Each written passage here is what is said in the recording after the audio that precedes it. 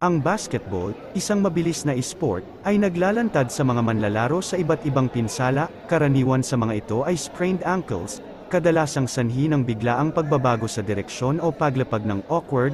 Ang mga pinsala sa tuhod, tulad ng ACL tears, ay laganap din, kadalasan dahil sa biglaang paghinto o pagpivot.